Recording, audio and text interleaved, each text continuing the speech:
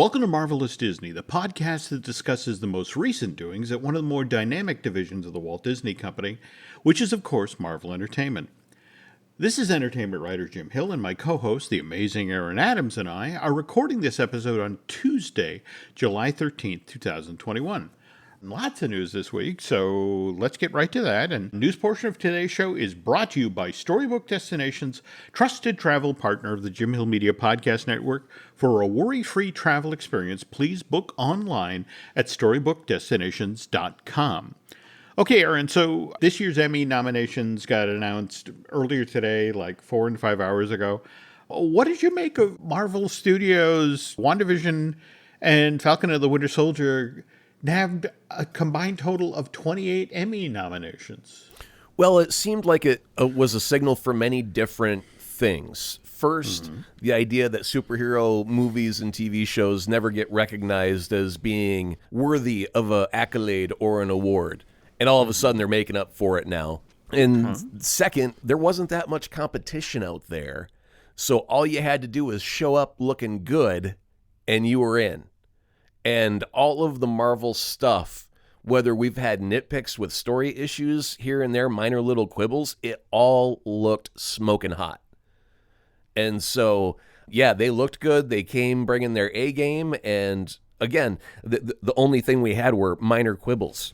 And there have been other shows done for subscription streaming services. In fact, Daredevil, The Punisher, and The Defenders all got Creative Emmy nominations years back.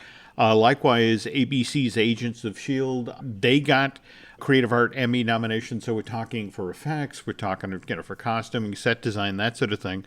What was different this time around, though, was that you had above-the-line nominations, as in you had Elizabeth Olsen. She snagged a nomination for Best Lead Actress. Likewise, Paul Bettany as Vision. He got a Best Actor nomination. And if I were a betting man, the one person I know who's going to take home an award is Catherine Hahn, Agatha Harkness. She got a Best Guest Actor nomination. And the Lopez's, Bobby and Kristen Anderson, they actually got nominated for Agatha's theme song. You know, it was Agatha all along. Meanwhile, over on Falcon and the Winter Soldier, Don Cheadle, who played Rhodey War Machine in that first episode, he also got a Best Guest Actor in a Drama nomination. Now, there's a lot of people on Twitter that were like, hey, Don Cheadle just showed up wearing a military uniform for like all of 30 seconds, said 2 lines, whereas the guy who played Isaiah was a great actor, and I think the only reason that it was Carl Lumbly is the name of the guy who played Isaiah Bradley.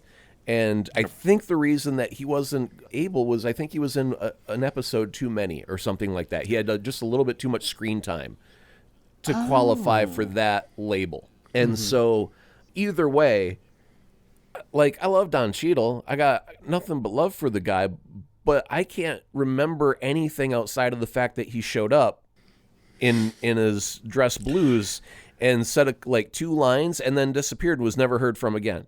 And I think there have been other actors who contributed more and did a better job of doing it in a more memorable way, maybe, that may have gotten I don't know, man. That's an excellent observation. And more to back up what you had said earlier about the Smoking Hot, most of the nominations that WandaVision got, you and I have talked previously about, we may not necessarily like from a story point of view the first episode or 2 of WandaVision because, they weren't great sitcom episodes, but they certainly looked the part. Sure. And so here they got recognition for production design, costume, and period hairstyle, period makeup, main title design, and main title theme music. Yeah, well, didn't they hire like the guy that did the opening scene or whatever from the Dick Van Dyke Show? I mean, if that wasn't on point, they learned the wire work gags from the actual old shows that they were emulating. If you can't beat the look by hiring the original guys that did it, then you're screwed, right? I mean, they invented the trick, so how can you go wrong? Also, it's worth noting here, because you've talked with great enthusiasm about that first episode of Falcon and the Winter Soldier and the amazing flying scene with the jump through the compartment of the helicopter. And that show picked up nominations for stunt coordination and stunt performance. Likewise, effects. See, now, I read the article where it said they had gotten a nomination for effects work. And my immediate thought after that was, I bet they were watching the scene where the guys in the wingsuits jump into the open helicopter door, and that wasn't VFX, that was actual stunt work. So the Oscars should go to a completely different category, which then brought up the question, what if they got it wrong, Jim? What if they pointed to that scene and went, that's the one that we say gets the VFX award, and there was no VFX in it? And who goes, when they go up to select that, and they go, actually, this is a real thing that we did in real life. But thanks for the trophy anyway, suckers. Yeah, run out to the car. Right, and peel out of there before anyone can take it away. Again, congrats to the folks at Marvel Studios and Kevin Feige. The fact that he made this bet that if we do film quality work for Disney Plus, it will pay off. And geez, that strategy paid off in spades. On the other hand, you gotta acknowledge what just happened with Black Widow, because and again, Aaron will come to my house and beat me with a baseball bat if we start to go into how this film got, was scheduled, descheduled, rescheduled. I'm packing my bag and buying a ticket, Jim. Don't you start now? Okay, but it finally made it out. It finally made it out into theaters on July 9th and was available on that very same day on Disney Plus via Premium Access. And they initially announced that based on the ticket sales for the advanced showings on Thursday night, it was looking like Black Widow was going to do $90 million domestic. But then there was a fall off in business on Saturday or thereabouts, which, interesting, you talk with folks at Disney, they were like, well, tropical storm Elsa coming up the eastern seaboard and preventing people from going out to movie theaters and all that. But so over the weekend, it only sold $80 million worth of tickets domestic. But then if you factor in the 46 territories overseas, where they sold an additional, $78 million worth of tickets. And Disney's announcement of what people at home who decided, I'm going to do the premium access thing. The first weekend this film was available, they had 60 million of, and I want to stress here, this is a brand new term, folks, that undoubtedly we're going to hear a lot of in the future. There was $60 million of consumer spend. So that's not ticket sales. That's literally sitting at home and deciding, okay, I'll spend $29.99. So let's break down the magic. Let's break down consumer spend. I call it Disney Plus because I'm paying for a subscription and then I'm paying extra to watch Black Widow. So consumer means I'm already consuming. I've got a sandwich in my mouth, right? So I've already paid for that sandwich in order for it to be in my mouth. That's how I became a consumer. Spend is, I know I got a sandwich in my mouth, but I'm a fat little piggy and I want another sandwich right after this one. So how much is that Black Widow sitting over there on the table? And they go $30 and I go, I will buy it. I just spent $30. Consumer spend, Disney Plus. It's, I'm giving you my money for the monthly subscription and $30 on top of that so I can watch one single movie early on your service. But again, if you take that $29.99 and we then divide that into the $60 million of quote-unquote consumer spend, what does that mean? That's 2 million households? Yes, and households is the operative word because you don't know how many viewers are within that household. I mean, I could have had all of my neighbors over and we all could have, crammed 30 people in here and watched the movie as a home theater. We didn't, but you don't know. You just don't know. Could have been a single individual. I know that if I were a single person and I wasn't going out, I probably would have spent the $30 as a single person as well. But it was just a matter of wife works, she gets home, she's tired, she doesn't want to go out necessarily all the time. So this was a time where it was like, no, I'd rather just keep my butt on the couch and roll it this way. So that's how we watched it, was Disney Plus. Consumer spend. Disney did release the number of households they now have Disney Plus, and there's 103 million households. Ouch. That are now. Dude, that's a horrible. Oh my God, this is just sounds devastatingly bad now. How many total again? Say it again. 103 million. 103, and they got 2 million to click plus. Out of 103. Well, but no. See, now, how do you rationalize that math? That's freaking horrible. Make it make sense, Jim, please. Go ahead. I know you got a stat somewhere.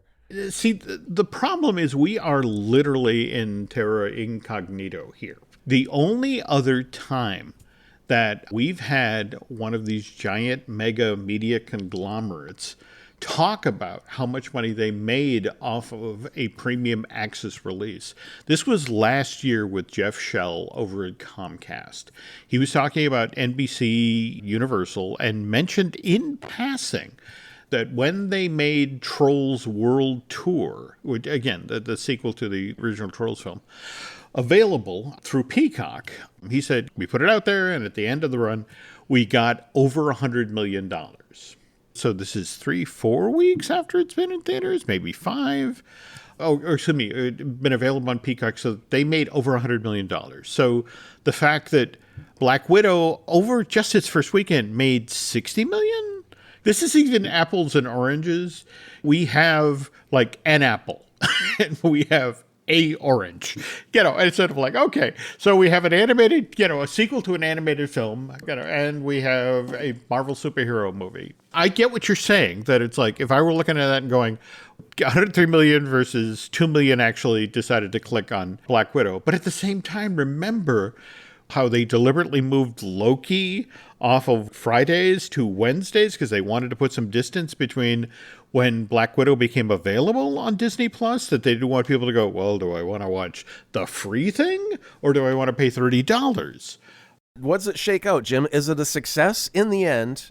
And I know we can't even go by pre-COVID standards, but did it make enough money for everyone to say, hooray, we did it? This is where we get into Hollywood mystery math. If we go with the $80 million domestic, we go with the $78 million we made overseas in those 46 different territories, and then we fold in the $60 million of consumer spend, our Disney Plus subscribers who opted for premium access, we now hit $218 million for an opening weekend, which is the highest gross for a film since COVID. In fact, the last time a film did this well was December 2019 when Rise of Skywalker opened.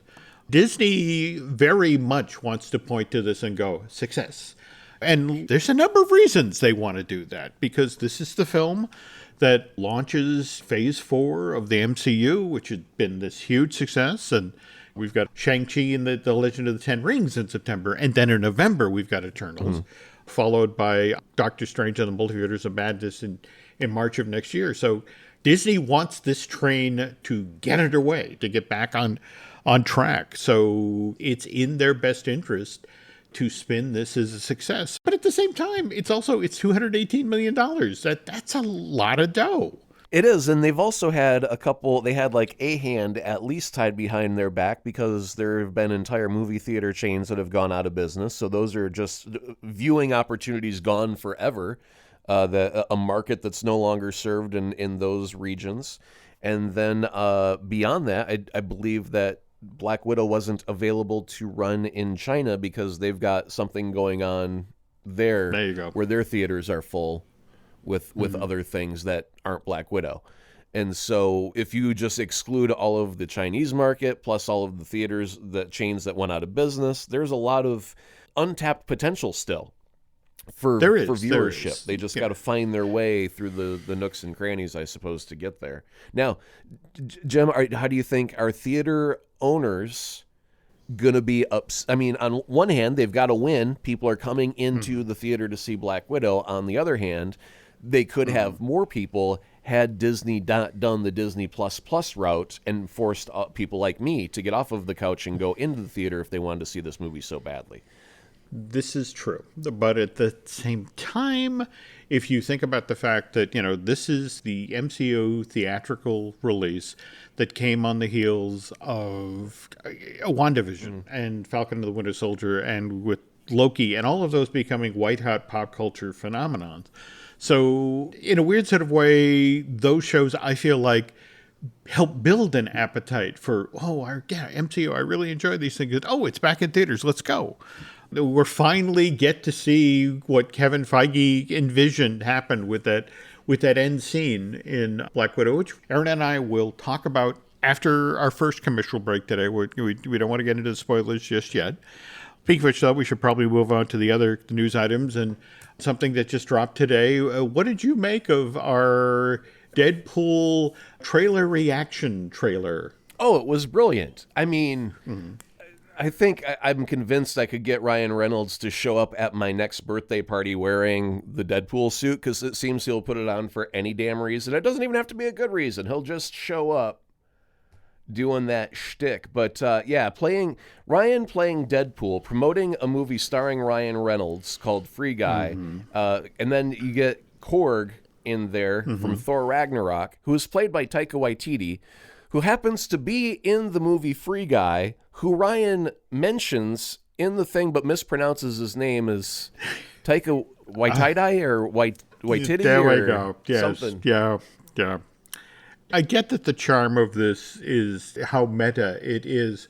But when it came to the describing Free Guy, honestly, this movie, I thought this came out last August. Or to have Ryan dismiss his own movie as like, yeah, this is, kind of something left over from the Fox fire sale.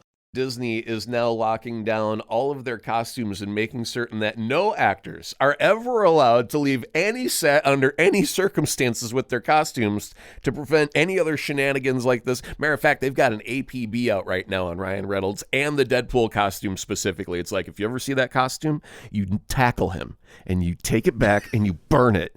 Feige's on a freaking rampage right now about this, right? Do you think this will finally, when people are looking back and we finally do get our Deadpool appearance in the MCU, people will point to this as, well, that's what started it? No. I think the one thing that's been the most brilliant about Deadpool from day one is the way that they've handled the advertising and the continuous shattering of that fourth wall, and the specific way that they do it, that they know that this is an ad, that he knows he's being played by Ryan Reynolds. I mean, the whole meta upon meta shtick, like, the rules have been so shattered and broken, it just doesn't matter. But it's the fact that they're willing to go beyond.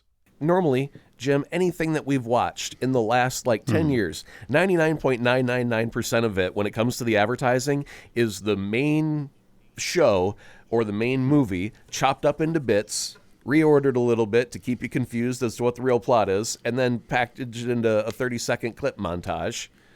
And this is actual content that lives on its own outside of being clips from the movie. And that's the thing that I think is the most brilliant about all of it, is it just doesn't matter what he does because it works. They've broken it that much that he can go into any show right now and it will just work. For me, part of the problem here is I so enjoyed this ad, and don't get me wrong, I still want to see Free Guy, but it just more to the effect of, oh, cool, Ryan Reynolds, Deadpool. No, he did, I think, have a mention somewhere. I don't know if it was in an interview or on Twitter about don't expect Deadpool to show up with Black Widow anytime soon, like any flashbacks, because they used to be married, in the real lives.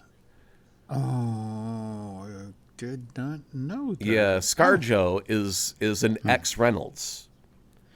Oh God, that's right. Yeah. So they were like, hey, you're going to be in the MCU, and what about, Deadpool and Black Widow? And he's just like, don't expect that team up to ever happen. I don't think that will happen, guys. You can lower your expectations on that one just a touch. Okay. Right. Okay. Well, speaking of lowering our expectations, Zendaya was out doing publicity for Space Jam: A New Legacy. She voices Lola Bunny, and they've wrapped Spider-Man No Way Home, and she got asked, do you see a fourth one happening? And she said, to be honest, the experience of making No Way Home was kind of bittersweet because we don't know if we're going to make another one.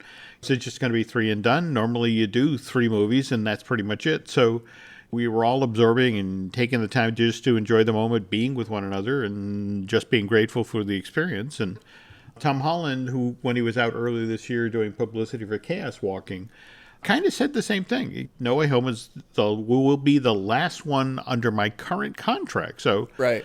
I want to say the translation, by the way, for Zendaya and Tom Holland was something along the lines of Jerry Maguire's "Show me the money," right?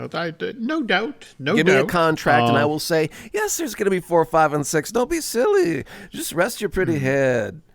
There's a lot of people who were talking about this Spider-Man No Way Home trailer that they had supposedly seen and corroborating all of the guest appearances and that sort of thing that would come out with Black Widow. And obviously that didn't happen. So there's a number of folks who were walking back the thing that they absolutely positively saw. But what's interesting to me is that the only solid information we have about this film to date comes from the Lego playsets. The Spider-Man at the Sanctum Workshop, playset. It's like, well, there's no surprise there. That Benedict Cumberbatch has been very upfront about the fact that, he's been shooting Doctor Strange for this film.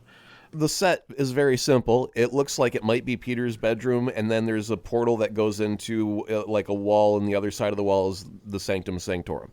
And it's got a Spider-Man character, and it's got a Doctor Strange character, but it doesn't have any extra Spider-Man characters. Yes. Now let's move on to the next set. Go ahead. Well, we have a Spider-Man droned duel that mentions a Vulture figurine, which... Mentions a Vulture figurine, but doesn't mention any other extra Spider-Man figures by any chance. There we go. Okay, all right, moving on. Go ahead. Okay, and then we have a Spider-Man versus Mysterio's drone attack. Oh. So... For me, again, we've got, if we go Vulture, we go Mysterio, that's our villain from Homecoming, and that's our villain from Far From Home.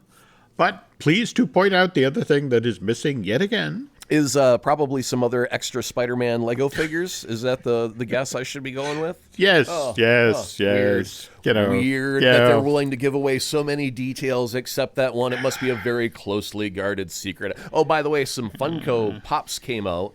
And they showed the many different costumes of the Tom Holland Spider-Man, and even some what I would consider rather spoilery details about like when he goes to make a thwip, a magic-y thing comes out, like a Doctor Strange shield would come out when he makes a thwip. So and instead of his spider logo, it's got a little Doctor Strangey glowy thing in the middle of his chest, which seems rather heavy on the spoilers. By the way, no Funko Pops for Andrew Garfield or a Tobey Maguire Spider-Man. I don't know why I keep bringing this up, but go ahead. I get that. I truly do. And to further make things bad for the folks who were talking about, we're going to get the teaser trailer and then they're going to do the big panel at Comic-Con at Home. And then, of course, just 5 days ago, we found out that Comic-Con at Home, which is being held this year, the virtual event versus the actual physical event in San Diego, which there's a special edition that's being held in November, but the at-home version being held July 23rd to the 25th, and it was just announced 5 days ago that neither Marvel nor Warner Brothers featuring DC will take part this year. So there's a number of people who are backpedaling on the Spider-Man No Way Home teaser trailer we didn't get and the big panel at Comic-Con, which we're not getting either. But given that DC has begun doing its own fan event, the Fandom, I think it's called, and likewise how Marvel has now become such a huge component of the D23 Expo. They normally go down there and really unveil huge things that are coming. And we're not getting another D23 Expo till September of next year. I wonder going forward if we are ever going to get back to those presentations in Hall H. If they do their shows correctly, it should be like every show leads to a movie, leads to a show, leads to a movie, and any place is now a new entry point for the MCU. And if you don't understand it, you can either go backwards and look at some of the earlier movies, or you can just look it up online like most people do, and they go, like, when we eventually talk about Loki and the 9 million Easter eggs that were just in episode 5 alone, right? Yes. In fact, the moment they showed Throg, just like, Aaron is a happy person, right about now. There's been a lot of great stuff, but if they're always teasing the next thing that's about to come, and whether it's going to be in a theater experience or a Disney Plus experience, I don't think they really need to promote too much anymore either. And what was up with Feige, by the way, recently saying that they're not looking to cast actors long term? like in these huge contracts. Like, it made it more sound like we want someone that's willing to be here for life, but on a as needed kind of basis. And they specifically cited the deal that they cut with Samuel L. Jackson for 9 films. I think what's going on now, or at least as it was explained to me by friends at Disney, it's like when you go to work for Marvel Studios, we make movies, but we also make these limited series for Disney Plus, and you're going to have to be somewhat fluid in your expectations. Also, we shoot a lot of these things in Georgia or Australia. Right. Oh, and by the way, you may notice in your deal there is language in regard to theme park attractions, because we do a lot of those as well. And then you get into the language down from the theme park language to the effect of, oh, did we mention the restaurants? Because just in the past week, we had news break about the Avengers Quantum Encounter experience that's in the works for the Disney Wish, the very next ship to be added to the Disney Cruise Line that does its first sets of sailings in the summer of 2022. I think on an earlier show we talked about the World of Marvel restaurant. But now they're starting to talk about individual things that they're going to be doing in the restaurants. And they described the Avengers Quantum Encounter. It's more than a meal, and it's more than a show. It's a larger-than-life showcase of revolutionary quantum technology as well as world-class cuisine. The conceit of this show is that supposedly Ant-Man and the Wasp are embarking on their very first public speaking engagement on behalf of the Avengers. And so they're supposedly the hosts of this dinner that's being held in the World of Marvel restaurant, and they're showing off pieces of superhero technology. They use the projection screens around the room to show off how the brave vibranium in Captain America's shield works, likewise Tony Stark's arc reactor. And then they start to get into the Pym particles. When you sit down in the restaurant, every table in the restaurant is supposed to have its own quantum core. And so what'll happen is the wait staff will walk out. In fact, that they've got a sort of a proof of concept video out right now. The wait staff walks up to the table and they have this giant platter. There's a teeny tiny cupcake on, and then they power up the quantum core, and there's flash of light, there's a lot of smoke, and then there's now a cupcake that's like 18 inches tall and a foot wide, and some child goggling at it.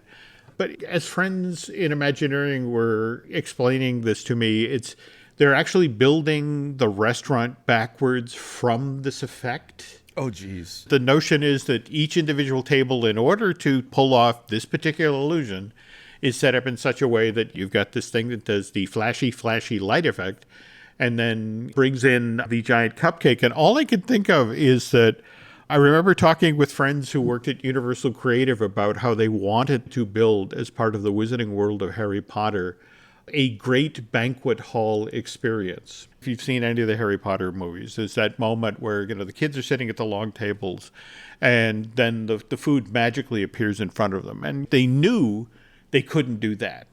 But they dummied up an effect where you sit down at the table and there in front of you was a giant, huge, empty platter. And then the waitstaff would walk in carrying the cover of giant tureen, which they made, an elaborate show of showing you it's completely empty. And then they set it down in the middle of the tray in the middle of it and do a 1, 2, 3. And when they lift it again, there is this giant heap of piping hot food.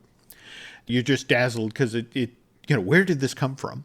And where it came from were the prep kitchens directly below the Great Banquet Hall. And what they were planning on doing was that when they got the signal that the train had been put into place, there were these hydraulic rams.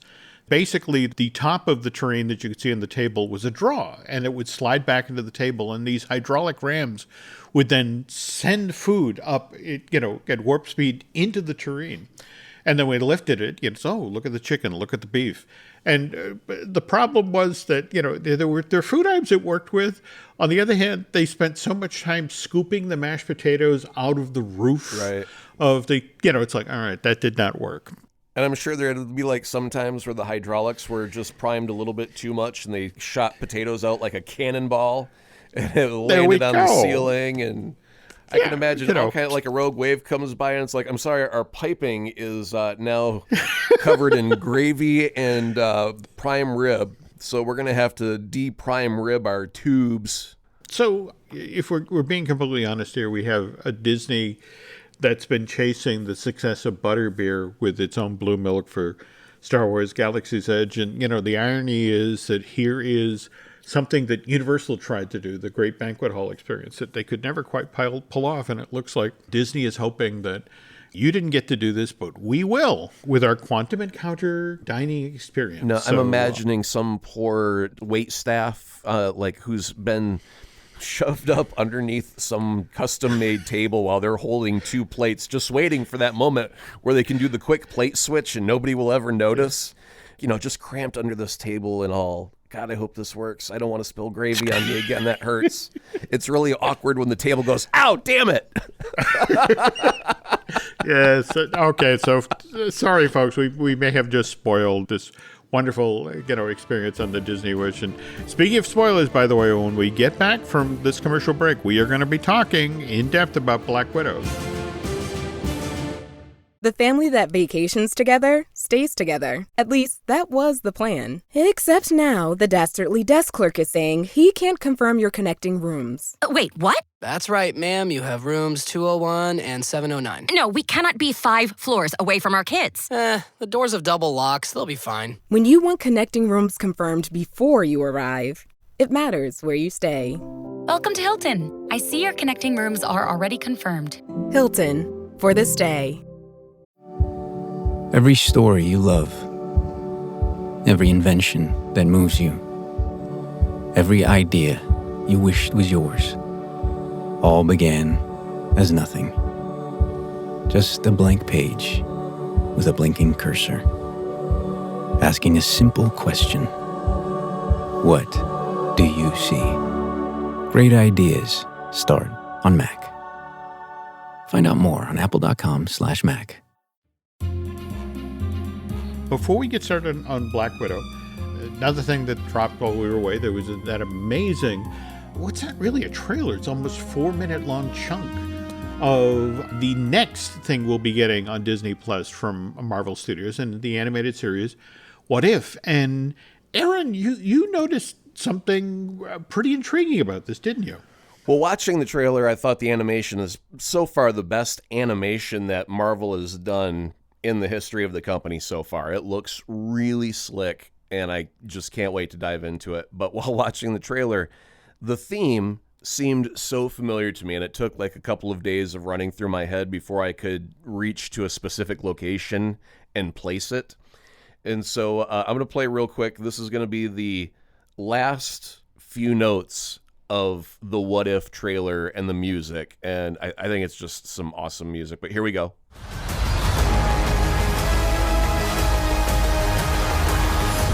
What if? Okay, and now this is music from the last portion of the old TV show from the 80s, The Outer Limits. Jim, you remember The Outer Limits? Please stand by. Oh, very vividly. Yes. All right, now listen to this piece of music here.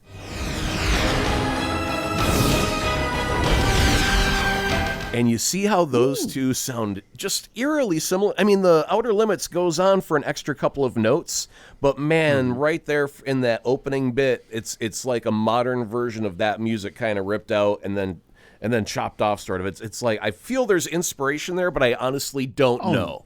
Outer Limits and What If, it seems the right similar vibe to kind of steal from, right? No, absolutely. And we don't say steal, we say tribute. Oh, yeah, well, they're tributing like a mofo with a... No, that's a great catch. And more to the point, if anything, that's the exact vibe they're probably going for with this animated series, which, by the way, if what we've learned is true, there are supposedly 23 episodes that are being prepped. Now, I can't say for sure if we're going to get all 23 in one run or, in kind of the Rick and Morty. In the poster that they unveiled had a lot of wonderful what if clues, and they're just very simple things like Spidey wearing Doctor Strange's cloak. And that's it. You know, I mean, that's a wonderful what if story kickoff point right there. We also have Ultron wearing the Vision skin. So what if Ultron ended up winning in Age of Ultron and ended up putting his body in Vision? That's a great starting point. We see some MCU zombies. We see, yeah, I know, Jim, you've been waiting for that. That's the one that you're going to skip, isn't it? That pretty much. I'll watch that from across the room under the couch. Right. We've got Gamora wearing Thanos armor. So what if Gamora ended up taking over the way that Thanos had wanted all this time, right? He always said he wished that she would take over after him. You got Peggy Carter front and center as Captain Britain. And then the last two, what looks like T'Challa is Star-Lord now, will be his what-if story. And then finally, and here's a wonderful transition point for you, Jim, what if Black Widow survived? Ooh, I did not see that one there. Okay, now I got to go back and look at the poster. So, yes, there's our transition point. Again, folks, I got to warn you, we are going to get fairly spoilery here. Though I do want to start off by mentioning I have nothing against Stephen Dorff. I enjoyed his work in the Blade movie back in 1998, and I know he's out there promoting his most recent film, but he was talking about how I don't want to be in Black Widow. It looks like garbage to me. It looks like a bad video game, and I'm embarrassed for those people. I'm embarrassed for Scarlett, and it's like, by the fact that he's saying that means Stephen Dorff had not seen Black Widow before he actually made those comments, because this was a genuinely entertaining, solid launch for Phase 4. At least I thought so. What's your take, Aaron? Yeah, and as I watched it, I enjoyed it exactly from scene one to the end. It was fun. It was entertaining. There's nothing really bad about it, but I was also thinking about it in analogous terms of, like, what if this were a male star? If this were Daniel Craig as a James Bond movie, the action would still work, but all of the women would be relegated to sex objects. They wouldn't have any real importance in the story, right? That's usually the way that always works. And all of these women were dominating their character, and they also brought things to the story besides just being the thing that was in danger that the hero had to go save. And so it busted all of those tropes all over the place. And I was thankful for that. And so there's a lot of reasons that if you're looking for a strong, powerful female lead movie, go check out this movie, because it's just littered with strong females that are all leading their own path. And it was wonderful. That's all excellent observations. And yes, there's so many great action scenes in this thing that are driven by, female performers and that sort of thing. One of the things I really loved about this movie was the sisterly relationship between Natasha and Yelena. Half the fun was how they underplayed it. Yeah. We had been told there was going to be kind of a passing of the torch. Sure. Which I thought they did with amazing skill. As we came to the end of this, in fact, we got our Thunderbolt Ross scene at the very beginning. Oh, weren't you ready for sort of the bookend? Because face it, we had seen Natasha sort of download the info about the widows and where they were on the planet and that sort of thing. And she clearly had a bargaining chip. And in fact, we watched that troop of folks in the town cars and the SUVs coming to collect the Black Widow. Weren't you ready for that moment where she effectively sort of played poker and, was allowed to walk away? There were a lot of things that I was expecting that I didn't get. Like, this story does not feel like it goes between Infinity War and Civil War. It seems out of its timeline for some reason, and I don't quite understand why necessarily. Because they talk about Steve Rogers a lot, but obviously he's not in it. Then we get Hawkeye's voice, and we get a flashback of, I love the argument of Budapest or Budapest that they have. And there's things like, on one hand, the fact that when she's hiding in some ventilation shaft, and she makes a mention of her and Hawkeye had to hide out there for like a week back when they were doing their last tour here, and you see what looks like tic-tac-toe games are scrawled on the board to indicate a passage of time from a long time ago. That added to their story a bit without Jeremy actually having to show up in an actual cameo. But we all have always heard so many references about this one job that for it to be mentioned and have his voice, and then that whole scene probably took maybe 30 seconds, a minute of screen time over a 2-hour movie. And it's like, we could have done with just a little bit more of that, right? That was her main mission that set her free. And by the way, Jim, I got to point this out because it bugged me. Okay, so Natasha's doing a mission to get free of her past, right? And she's working for S.H.I.E.L.D. in order to do it. And what does that mission involve? Blowing up a child. How good is S.H.I.E.L.D.?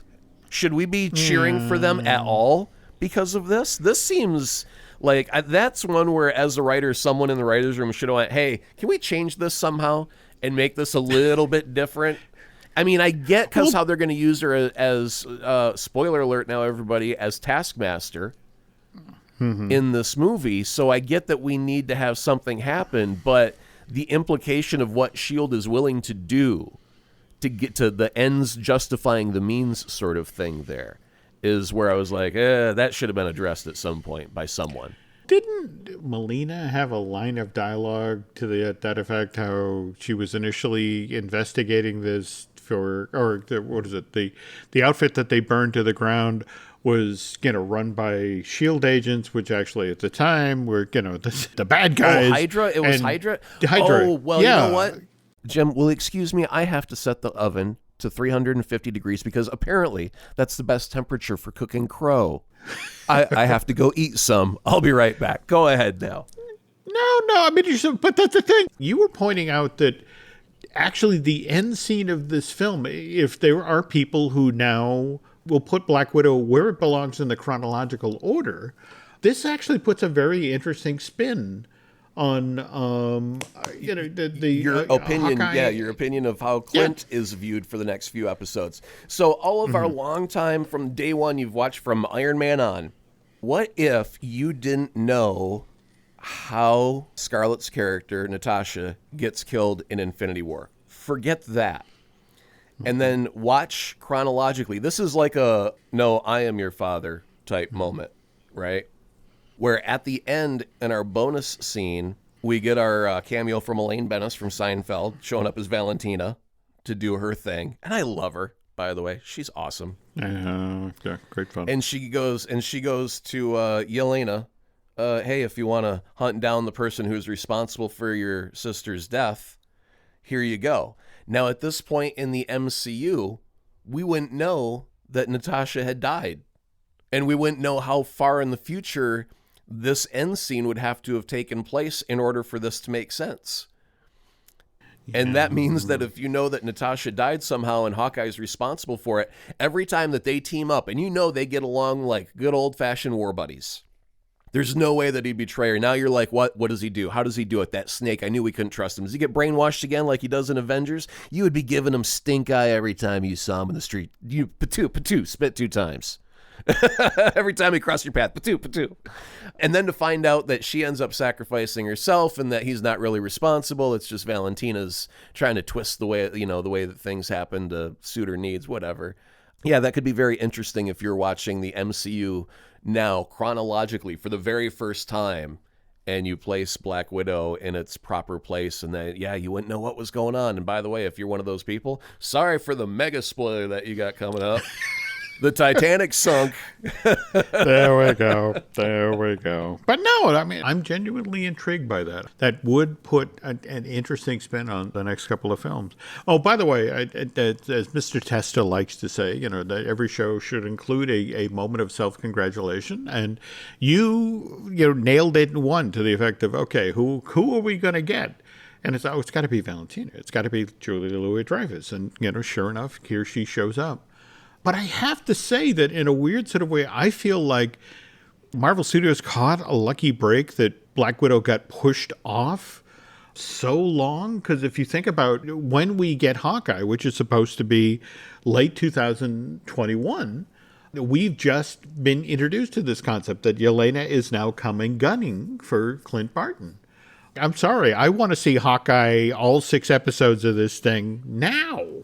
I enjoyed Yelena. She was a great character, and I'll be fascinated to see, what she does when she catches up with Clint and how or if Clint turns this situation around. Well, you know that she's going to be the replacement for Scarlett's character going forward on the new Avengers, whatever they end up being called, the new team up.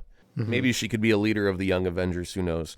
But it's got to be one of those things where they go bump heads and think they're enemies, and then she realizes the truth of the way things went down, and then they become best buds and et cetera, and she switches teams, and we're all in love again because we really like the character, and we don't want her to be the bad guy. But while she is labeled as the bad guy, we'll certainly root for her because we liked her in Black Widow. I mean, it's always good to have a la Loki. It's always good to have a bad guy that you can root for. This is true. By the way, I cannot recommend highly enough, if you're going to watch this on Disney Plus, that you should check out the 11-minute long Marvel Legends recap of the Black Widow story arc. It really does sort of nice refresher course of, where this character was, where she came from, that sort of thing.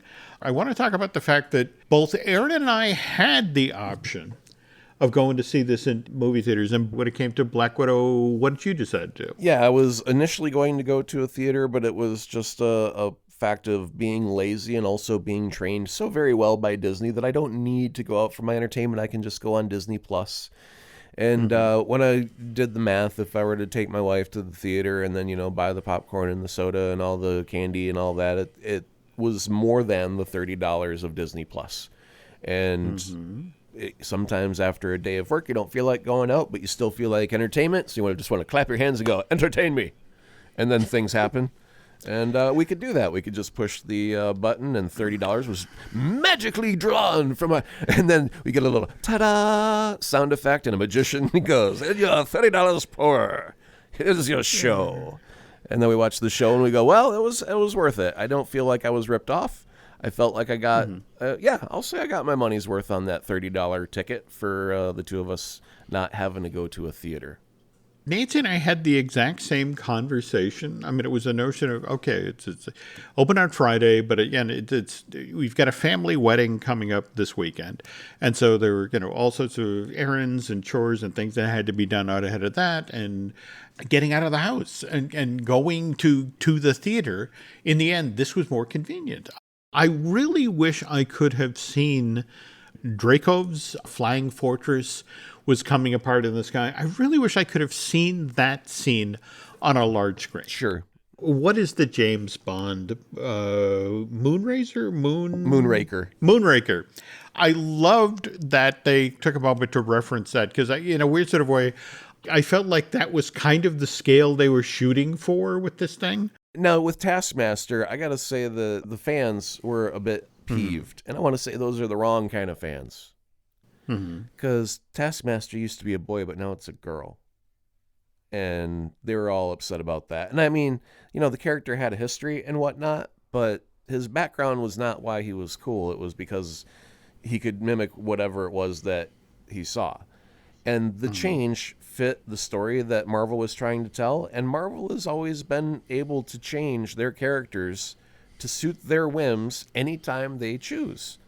And so they always don't get a 100% translation from screen to page like you do J. Jonah Jameson and then hiring J.K. Simmons. Yeah. I mean, that's a direct to page to screen adaptation, but there are other characters that get changed, and sometimes it's to serve the story. And I think in this case it did serve the story. I don't disagree. In fact, to be honest, given that, a lot of this was a really well done female empowerment story, it kind of made sense that if Black Widow's going up against a badass, or Yelena for that matter, it should have been a strong female character. So now, folks, Aaron and I are going to take basically a 13-hour break, and when we get back, we're going to be having both seen episode 6 of Loki. Well, that'll be in just a minute. All right, listen up, nacho chips. Quiet down, crispy potatoes. This is the moment Velveeta's been preparing you for, and you're not about to crack under pressure. Today's the day to go all in on the drip. Velveeta's Heat and Eat Queso is the MVP of any game day spread, so stick by them, and you'll be golden. Now get out there and make delicious history. No tailgate party is complete without Velveeta. Purina believes no one should have to make the impossible choice between their own safety and their pets. But nearly half of domestic abuse survivors delay leaving because they can't bring their pets with them. Through the Purple Leash Project, Purina is helping create more pet-friendly domestic violence shelters so survivors and their pets can escape and heal together. Visit Purina.com/purple to learn more.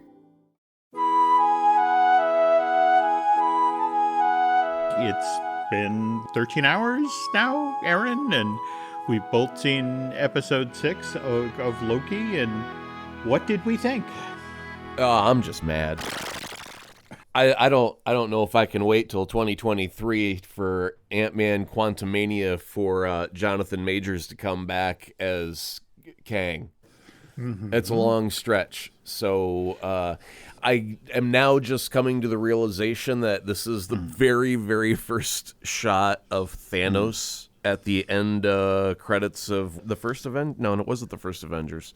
It was, I want to say it's Guardians of the Galaxy, when he's like, fine, I'll do it myself. No, that was his line when he finally came into the game, but there's like one of the movies that where we catch a glimpse of him at the very end and he just turns around and smiles. That's Avengers. Okay. Okay. So you were correct there, but yes, this is, I guess that's the thing for me is, we are now finally getting the look over the hill that Kevin Feige was talking about. And to be honest, we were just talking about the tail end of Black Widow and seeing our scene with Yelena and Valentina setting her up to go off, and that being a nudge to go be in Hawkeye, the new limited series. But as you mentioned, it was the notion of like, as the episode was running this morning and the mention of the 31st century, it was like oh no. Really? This is where it starts? And yeah. All I wanted was for this thing to end with Owen Wilson on a jet ski. And did you get that? No. No. In fact, did you see the piece of art that was out there on Twitter earlier this week where somebody had done, in the style of Luca, Owen Wilson on his jet ski and with two kids who were clearly Loki and Sylvie basically riding on his shoulders. But the jet ski had kind of been modeled like a Vespa. That's all I wanted. And for it to end this way, where Owen Wilson's character has no idea who Loki is. And Loki literally is the only one who knows what's about to happen. So let's back up a second. Did we ever figure out where the time bombs that female Loki sent off, like, they were never addressed again? So are those all of just the random points in time that are now creating the variations of the multiverse? Is that it? Is this all her fault? That's an excellent question, because you're right. We set up that moment after, the Roxxon Walmart, and we saw that happening. So at the moment we're dropping back into the story, could this be that moment again? I mean, remember, that's the interesting thing about time travel, is it can fold back in on itself. I don't think so, because Owen's story was progressing forward in a linear fashion, and I mean, there's the whole thing with Renslayer, right? Renslayer, yeah. She took off. Don't know what happened to her. Well, she's off in search of free will. Right, and I know that in the comics, she and Kang the Conqueror were an item. Mm-hmm. So I was expecting that they were going to meet in this episode somehow. Mm-hmm. And she just runs off and disappears. And now you've got Owen Wilson kind of, I want to say, almost liberating the members of the TVA by explaining that they were all variants themselves. Mm-hmm. And then Loki comes back. So he couldn't go back in time because Owen has the knowledge of present things that are occurring in the present tense. So I think that, no, we've ended up not in a different place in time, but in an alternate universe. Well, I mean, the giveaway for that was, of course, the statue of Kang. Right. And again, the fact that, Owen Wilson's character didn't recognize Loki and that sort of thing. So this is the first time we've actually gotten confirmation that there is, in fact, going to be a season 2 of a limited series. It's been hinted that may happen with Falcon and the Winter Soldier. But this is our first, it's coming back. Do you know the problem with a really big screen TV, Jim, is no matter how poor my aim is, I'm still able to throw things and still hit it out of anger and frustration. And when that Loki will return in season 2, I said, well, season 2 better start next Wednesday, damn it. I don't want to wait. I'm not a patient person. I don't know if you've caught on. No, I get that. I do get that. I mean, we also should probably reference that, we were focusing primarily on this episode, but we did also, we haven't talked yet about episode 5 and Richard E. Grant's wonderful work as classic Loki, I think they described him as, and the fact that we had classic Loki sacrifice himself because he had glorious purpose. I genuinely enjoyed that. I especially enjoyed Owen Wilson's, return in the pizza delivery car. Right. I guess my problem is I enjoyed the ride right up until the moment I realized, oh dear God, it's not ending. This story doesn't end. That if anything, this, just like what we saw with the dovetailing of all of the different timelines, this is going to feed into what, the next 10 Marvel Cinematic Universe movies? We really don't know because, we weren't expecting this to end that. So far, WandaVision ended with a full resolution. Falcon and the Winter Soldier had a full resolution. You felt that it was done. This is the first time where they've left you on a cliffhanger of sorts where I don't feel resolution from this. I feel like the story is just starting here. Okay. Especially when you get to the main villain and you have a sit-down chat. Yeah. And then someone decides, hey, I'm going to kill him, and the villain's like, fair play, go for it. And they do. And then he laughs and says, see you soon. And you know that another version of him is coming. And it's just like, well, that's the beginning of a thing, not the end of a thing. One of the moments I loved out of this episode was when Jordan played the moment of, and that we just crossed the threshold. I knew everything that was going to happen up until that time. And now this could go any way. Again, there were some wonderful beats in this. The fight between Sylvie and Loki, where Sylvie was the one who couldn't trust, and Loki was the one not to be trusted, and trying to break down the wall there. I love how this was crafted. I love the performances.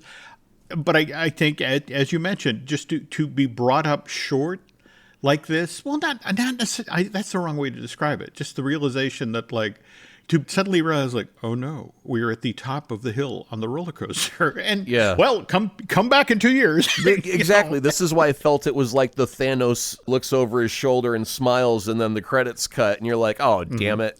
This is this is just the start of the long haul, and now remember, we took 3 phases to get to Endgame, and Kang is our new big bad for a good while. This could be many, many years. I'm starting to fear, Jim, if I'm going to survive to see the end of some of these story arcs that they're just now starting. Let's remember, I'm the designated old fart for the show. So if anybody who's not going to make it till the end of realistically phase 6. Yeah, well, I was on a Keith Richards diet for many, many years of my career. So no, okay, all right. For those of you who like to gamble, might be a time to pick up a life insurance policy on either one of us. When you saw the end of the original Avengers and you saw Thanos turn and smile to the camera and realize, bigger story coming on the heels of this, weren't you also concerned at that point, are they going to be able to stick the landing? And remember when we found out that the last film was actually going to get split in 2. We'd have to, over 2 years' time, wait from Infinity Wars to the end of Endgame to finally find out what was going on. But they did manage to stick the landing. Sure. I guess my only concern right now is coming on the heels of Black Widow, and just saw that scene with Valentina and Yelena, and that sends Hawkeye in motion. Likewise, we saw the tail end scene of Falcon and the Winter Soldier. I have the uneasy feeling that to really understand everything that's going on, we're going to have to watch everything. I mean, literally everything. Isn't that kind of what they've been doing this whole time is, it starts off with a thread, But eventually, you add enough thread, it's a tapestry, and you can't just look at a single thread anymore. You have to look at what the entire tapestry is out of all those many threads. So you have to start, and that's smart because children are born every day, right? There's a sucker born every minute, is the old saying, but this is a little bit different. There's a new fan born every minute. And that's a generational thing where kids grew up with these movies, and one day they're going to have kids, and their way of bonding with their children is by sharing milestone moments that they had growing up. And the Avengers movies and the Marvel movies are part of that now. Just in the same way Star Wars was. Do you show them in chronological order, Jim, or do you start with 4, A New Hope, and do 5 and 6, right? We've all had this debate before. It's going to be the same with Marvel movies. Do you do it the way that they came out in the cinema, or do you do it chronologically? And and as a result, do your children not trust Hawkeye for a good 3 or 4 years of movies, right? I love that.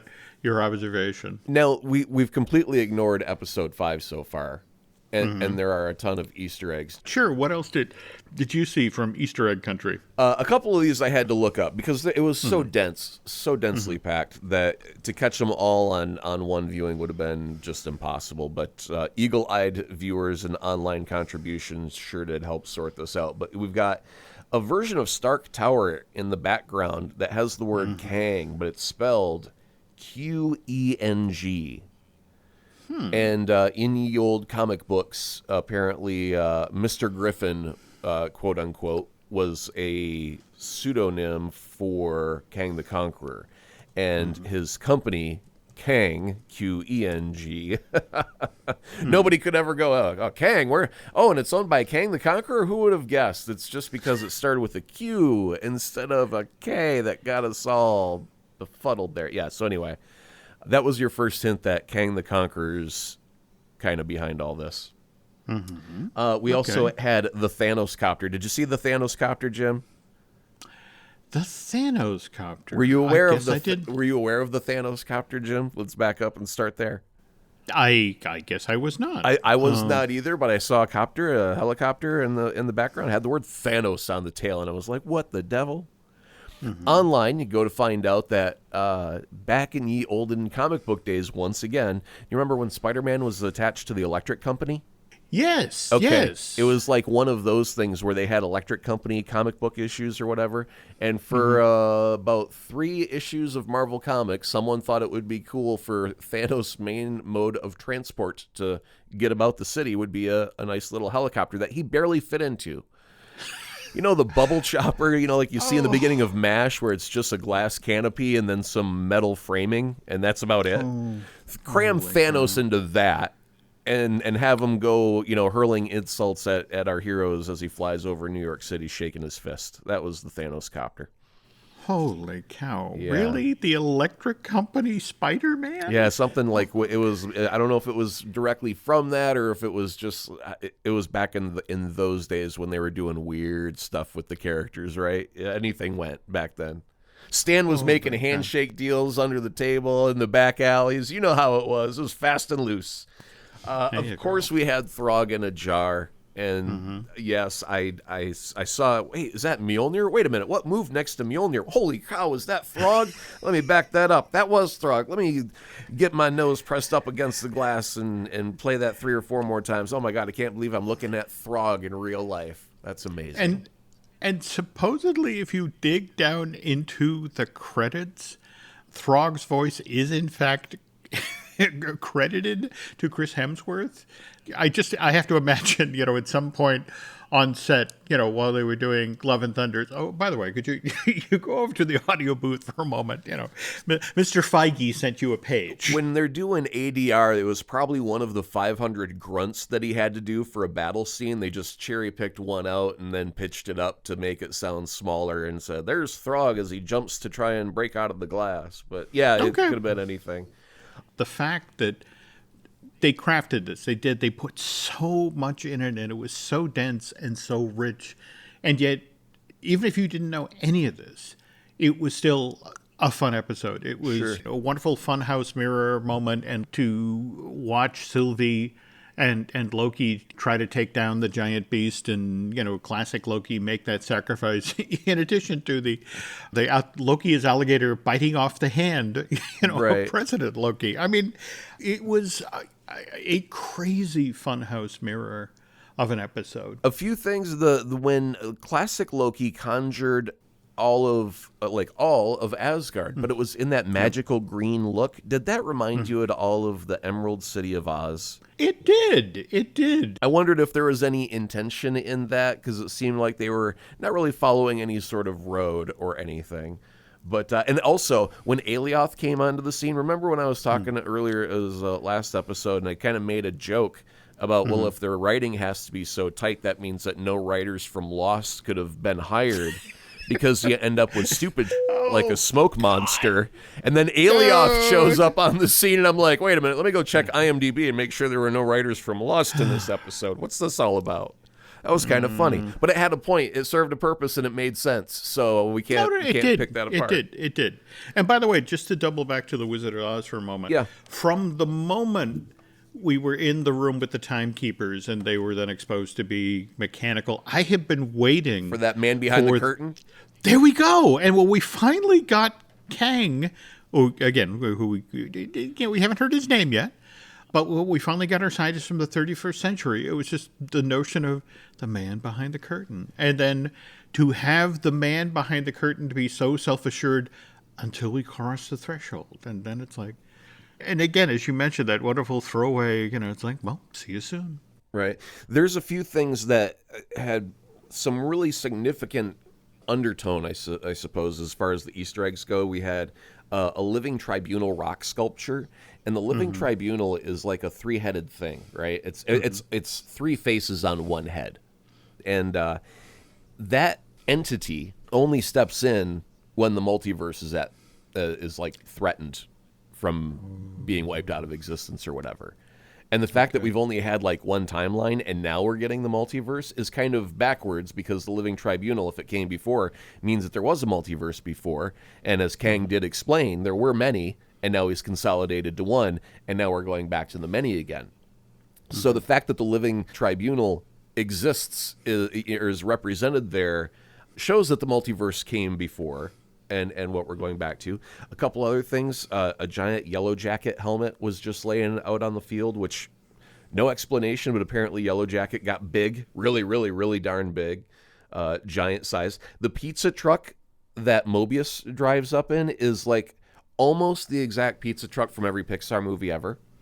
Yeah. Right? Yeah. How did you feel when you saw the Eldridge show up, the USS Eldridge, the battleship from the Philadelphia experiment? I have to admit, in my conspiracy-laden 80s, when I again, reading up on the Philadelphia experiment, that was one of those things where it's like, okay, that's a crazy kitchen sink moment, but all of a sudden the Philadelphia experiment makes sense in my mind. Well, of course, that's where it went. That's what went wrong. Okay, I get it now, obviously. There you go. Right? And then, like, the last thing was... a helicarrier. Had to have a helicarrier for good measure in the background, because even though you are at the end of the universe, it's good to know it's the end of the MC universe. So let's put a helicarrier back in the background. So yeah, episode 5 was just chock full of Easter eggs. Richard E. Grant was great as classic Loki.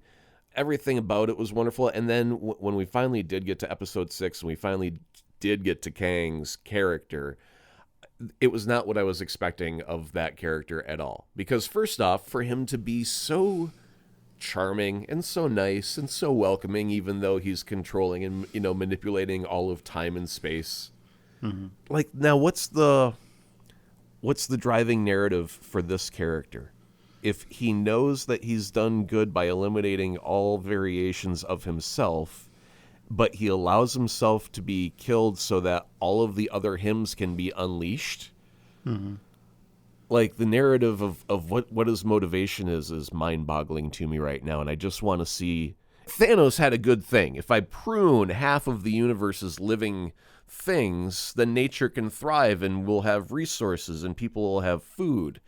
What is Kang's thing? I wonder if we are literally in another Doctor Strange moment. Remember in Infinity War where we saw him going through the 7 million possible endings to the battle, and there was, and it just in the end there was one.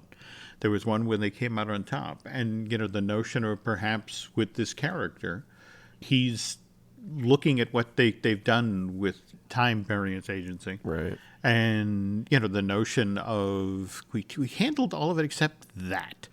Maybe in order to finally set things right, this sort of cataclysmic event actually has to happen. For me, I'm hoping that the narrative stays fairly straightforward as far as we stay in our primary universe. Like, other characters can join our universe, but I don't want to go into their universes too much. It'll be nice to, jump in, notice a difference, but come back to our primary universe. And then let Marvel's What If animated series. Yes. Let I think that fill in the holes of what the other universes are like, and that could be a good kind of like barrier between here and there. What if the fact that it's not a coincidence? We're coming out of Loki with this ending, and then we get What If, with the notion of let me show you what's going on in the various multiverses. So you get a taste of how things could be different, and then we drop back in and down into the films. Right. Is that our primer for all the different So if we watch What If and we know how many episodes were there? 20. Well, again, 30, the 23 that, so far. So if they've got 23 episodes primed and they end up feeding them to us over time, we now have 23 different multiverses that they could drop us into with no explanation. We just get it because they've already primed us through What If. Go ahead. I'm beginning to understand the larger picture here. And just to bring things full circle here, for that ending, and especially coming on the heels, again, all I want is Owen Wilson with his jet ski, because I love that moment in episode 5 where he's hugging Loki, but he is still talking to Sylvie over Loki's shoulder. You're my favorite. Again, that feels like a Wizard of Oz moment. Didn't Dorothy say, and so I love you the most? Was it the Scarecrow who was played by her? I miss you the most, yes. Yeah, because he was the boyfriend that Dorothy had back at the ranch or at the farm. By the way, have you ever seen the Family Guy that follows up on that moment? Where the Tin Woodsman and the Cowardly Lion really get bent out of shape. Yeah. Oh, well, thanks. Okay, geez. Exactly. That was exactly what I thought of. Like, Loki should have had that moment. Like, well, go to hell, you jerk. Right? And since we're getting ready to wrap up on Loki and we just brought up Family Guy, we got to do fair play and mention Simpsons real quick. Did you catch the 6 minutes of that? I did. All right. I did. The good, the Bart, and the Loki. First, I just got to say that, like, Disney's got to do something about when they tell us it's a 6-minute episode. They got to really get real with stuff and say it's a 2.5-minute episode with 3 minutes of credits where animation and funny stuff still happens during most of that. And it was probably some of the funniest thing of The Simpsons I've seen in a very, very long time. It was very, very funny. I have far too many things in common with Homer Simpson. But the fact that he was able, it's like, can you make this pork chop into 2 pork chops? That's like, yes, you are my new god. Right, yeah. And then, again, at the very end of the episode where he opens Bart's bedroom door and there's Loki, and it's like, tomorrow do the same thing with Flanders. The fact that he knows his son is gone. But it doesn't matter. Sure. I have the guy who can make 2 pork chops here in the house. Yep. And that's fine. It had wonderful writing. But what about you? What were your favorite, moments and beats out of this thing? Oh no, the whole thing. I mean, it was so dense. I mean, it's so short, but I think that their writing was so tight that every instant, if it wasn't a joke being thrown at you verbally, it was a visual gag on the screen, or it was a barrage of characters dressed up as some form of our MCU heroes, and you kind of have to pause for a moment to go, okay, so this character is playing as Iron Man, which was, I think Barney was playing as Iron Man. It was just densely packed, and it was quick, and it was over before you knew it, and so it was just great. I don't want to ruin any jokes or anything, it was just worth watching. Well, speaking of quick, and just one final note before we go here, I think it was Al Jean who from The Simpsons who was talking about the fact that they were watching Loki, and they realized, we got to reference this. It's Loki, the good, the Bart, and the Loki. And they actually wrote that end credit scene and, hustled, Tom Hiddleston into a recording studio so they could riff on what was going on in Loki and include that in the show. And the fact that they moved that fast to make sure that they were that on the money gag-wise was amazing. So it's amazing that the animated guys, where you have to draw every single frame, are able to get stuff out so quick. However, live action stuff takes so long. Why are we waiting for Loki season 2? It should start next Wednesday. Kevin Feige, what the hell is the matter with you? Why don't you already have this ready to go? Come on now, I want this to be a weekly series. 52 episodes per year is what I'm looking for, Feige. 52 episodes per year. Can you do it? And that's not just for Loki. That's all the shows. I want WandaVision. I want Falcon and Winter Soldier. 52 of each of them. We've got 5 days a week to fill. Well, speaking of which, we would end up doing 2 and 3 hour show. And this, by the way, I believe will be our longest ever Marvel Us Disney. So thank you so much, folks, for listening to this 3-parter. By the way, we do also have some other shows here. If you want more after this epic length show, we've got Disney Dish with Len Testa. We've got Fine Tuning with Drew Taylor. We have Universal Joint with Dustin Fuse, which I really got to get a new one going on that one. If you could head over to Apple Podcasts and rate and review this show, that helps get us some additional eyeballs and ears. If you really, really, really like what you've heard here today, if you want to head over to Bandcamp and subscribe, that would be incredibly helpful. Beyond that, I so enjoy watching Aaron interact with both listeners to the show and the outside world on social media. Aaron, can you tell folks where they can find you in that sphere? Yeah, you can send money to aaronzadams@paypal.com. Is that right? Is that how we do this? Was that what you're asking for? We're a little more subtle than that. Please send the bullion and the blank checks too. Yes. Okay. See, I've been giving out the wrong information this whole time. You want to go ahead and talk about Twitter? Go for it. I give out my PayPal. That's where it's at right there. That's how I social media. Speaking of which, for us social media, you can find us on Twitter and Facebook as Jim Hill Media, and I believe it's Instagram as Jim Hill Media News. Aaron and I will be back in 2 weeks' time with another brand new show, and to then, thanks for listening.